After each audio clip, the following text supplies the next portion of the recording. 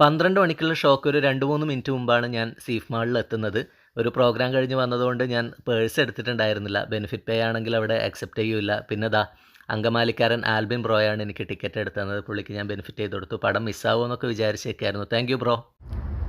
2025 മലയാളത്തിലെ ആദ്യത്തെ ഹിറ്റാണെന്ന് പറയാം. കാരണം ആദ്യം മുതൽ അവസാനം വരെ പിടിച്ചിരുത്തുന്ന, എന്ന് വെച്ചാൽ വലിയ ട്വിസ്റ്റോ ടേൺസോ ഒന്നും ഇല്ലെങ്കിലും നമ്മൾക്ക് ആദ്യം മുതൽ അവസാനം വരെ നമ്മളെ നല്ല ഒഴുക്കിൽ കൊണ്ടുപോകുന്ന ഒരു കഥ പറഞ്ഞ് ഉള്ള ഒരു സിനിമയാണ് രേഖാചിത്രം. ഫാമിലി ആയിട്ടും എല്ലാവർക്കും കാണാൻ പറ്റുന്ന സിനിമയാണ്. ആസി കഴിഞ്ഞ ഓരോ സിനിമകളിലായിട്ട് ഗംഭീര പെർഫോമൻസാണ് നൽകുന്നത്. ഇതിലും അങ്ങനെ തന്നെയാണ്. ആസിഫ്, അനശ്വര, മനോജ് കെ ജയൻ, എല്ലാ കാസ്റ്റും ഗംഭീര കാസ്റ്റിംഗ് ആണ്.